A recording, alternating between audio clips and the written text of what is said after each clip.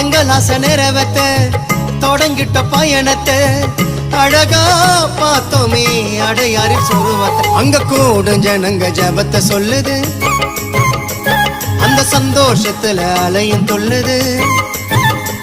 அந்த நீல கடலில் நீந்தி செல்லும் மீனும் கூட உயர்த்தி சொல்லுது, மரியே நீ வாழ்க வென்றது.